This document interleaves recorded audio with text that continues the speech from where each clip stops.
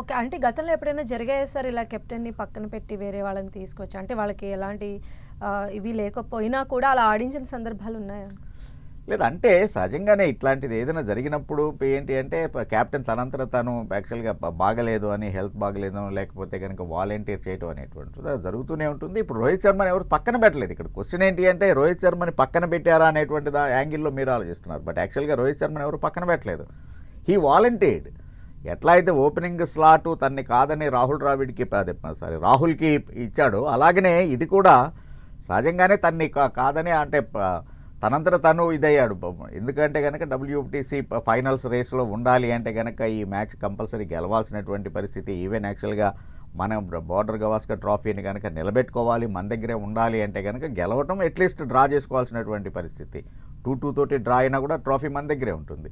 So ఈ equations అన్ని దృష్టిలో పెట్టుకొని తన ఫామ్ని దృష్టిలో పెట్టుకొని జట్టు కోసం అతనంతట అతను తప్పుకున్నాడే కానీ టీమ్ తీసేసింది కాదు. సో అట్లాగా ఒక కెప్టెన్ అప్పటికప్పుడు మధ్యంతరంగా ఇప్పుడు ఈవెన్ ధోని ఇన్సిడెంట్ సేమ్ ఆస్ట్రేలియాలోనే జరుగుతుంటాయి ఇలాంటివన్నీ ఎప్పుడు కూడా ఎందుకో మరి. అశ్విన్ సగంలో రిటైర్ అయిపోవటం కానీ అనౌన్స్ చేయటం కానీ ఈవెన్ యాక్చువల్గా ధోని సడన్గా క్యాప్టెన్సీ నుంచి తప్పుకొని అలాగనే ఇంటర్నేషనల్ క్రికెట్ నుంచి తప్పుకొని కోహ్లీని క్యాప్టెన్గా అనౌన్స్ చేయటం అనేటువంటిది క్యాప్టెన్సీ నుంచి తప్పుకొని.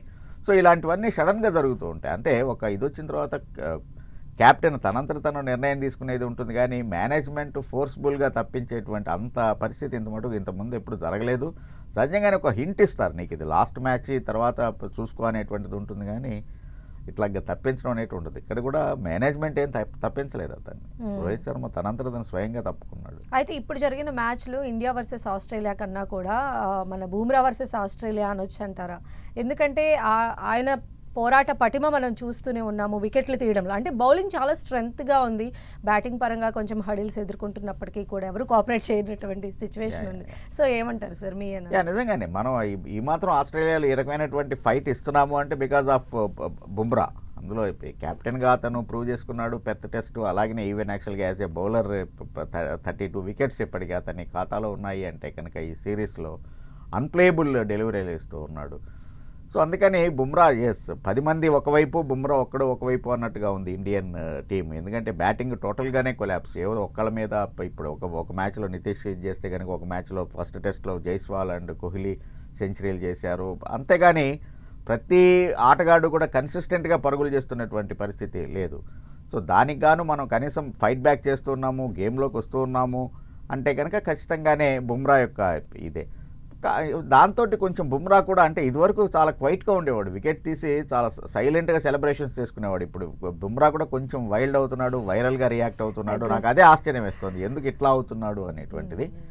బట్ బుమ్రా లాంటి బౌలర్ తన సహసిద్ధమైనటువంటి ఆ క్వైట్ అండ్ కామ్గా ఉంటేనే బాగుంటుంది, అందంగా ఉంటుంది. అయితే ఒకప్పుడు మన భారతీయ క్రికెట్లో ఎస్పెషల్లీ ఇన్ టెస్ట్లు అంటే మనం చూస్తే ఒక రాహుల్ ద్రవిడ్ కానీ వివిఎస్ లక్ష్మణ్ కానీ ఇలా ఒక కాంబినేషన్ అనేది ఉంటుంది. అండ్ ఇప్పుడు మనం చూసినట్లయితే ఆ జట్టులో అలాంటి కాంబినేషన్ మనం మిస్ అవుతున్నామా? అంత ల్యాగ్ ఎందుకు జరుగుతుందంటే మీరు ఏం చెప్తారు? ఒక్కటి లక్ష్మణ్ అంటే ద్రావిడ్ లేకపోతే ఈ ఎరాని ఇప్పుడు మనం కంపేర్ చేయలేము. ఎందుకంటే ఆ ఎరా అనేటువంటిది ఇప్పుడు రోజు మొత్తం మీద ఆడి 200 రన్స్ 220 రన్స్ చేస్తే కనుక టెస్ట్ క్రికెట్లో చాలా గొప్పగా ఉన్నటువంటిది. అదే ఇప్పుడు 300 350 చాలా ఈజీగా రన్స్ చేసేస్తున్నారు. అంటే ఎవ్రీ సెషన్ 100 రన్స్ ఈజీగా అవుతున్నాయి. సో కాబట్టి అంటే because of this fast generation అంటే IPL కావచ్చు లేకపోతే 2020 ఈవెన్ యాక్చువల్గా T20 cricket is catching up. So కాబట్టి ఎప్పుడైతే ఈ ఫాస్ట్ జనరేషను ప్రతిదీ బౌండరీలు ధనాధన్ క్రికెట్ని ప్రేక్షకులు ఇష్టపడుతూ ఉన్నారో ప్లేయర్లు కూడా దానికి తగినట్టుగానే వాళ్ళు ధనాధన్ క్రికెట్ ఆడటానికి ఇష్టపడుతున్నారు. ఈవెన్ ఇప్పుడు ఈ సెకండ్ ఇన్నింగ్స్ చూస్తే కనుక రిషబ్ పంత్ ఏకంగా 32 బాల్స్ 61 రన్స్. సో టెస్ట్ క్రికెట్లో ఆ రకమైనటువంటిది చాలా రేర్గా చూస్తూ ఉంటాం మనం. సో అందుకని దీనికి వచ్చేటప్పటికి ఆ ఫాస్ట్ జనరేషన్ ఆ రకంగా వేగంగా ఆడి పరుగులు చేయాలి అనేటువంటిది. ఒకవేళ కనుక 4 బాల్స్ కనుక ఈవెన్ యాక్చువల్గా రిషబ్ పంత్ 98 బాల్స్ ఆడి 40 రన్స్ వస్తే స్క్రోల్ చేసింది మనం చూస్తూ ఉన్నాం. సో ఒకవేళ ఎవరైనా కనుక పుజారా లాగనో లేకపోతే రహానే లాగనో ద్రావిడ్ లాగనో వికెట్ మీద ఆగి ఎక్కువసేపు ఇది అంటే బౌలర్ అలసిపోయిన దాకా ఆడదాము ఆగుతాను నేను అంటే కనుక ఇప్పుడు యాక్సెప్టెన్స్ అనేటువంటి తగ్గిపోయింది. సో దాంతో డిఫరెంట్ షాట్స్కి ప్రయత్నం చేయడం, ఒక ఇన్నోవేటివ్ షాట్స్కి ప్రయత్నం చేయడం, దాంతో వికెట్ని పారేసుకోవడం అనేటువంటి జరుగుతుంది. సో ఆ కంపారిజన్ దట్ ఎరా ఈజ్ డిఫరెంట్ ఎరా. ఇప్పుడు ఎరాలో ఏముంది అనేటువంటిది, ఇప్పుడు ఎరాలో కూడా దానికి తగినట్టుగానే పరిస్థితులకు తగినట్టుగా even you look at KL Rahul perfect example చెప్పాలి అంటే కనుక వికెట్ మీద ఆగగలడు, అవసరమైతే కనుక యాక్సలరేషన్ చేయగలడు. Even for that matter Kohli of course అన్ఫార్చునేట్గా టాప్ ఫామ్లో లేకపోయినా కూడా Kohli is also that kind of player.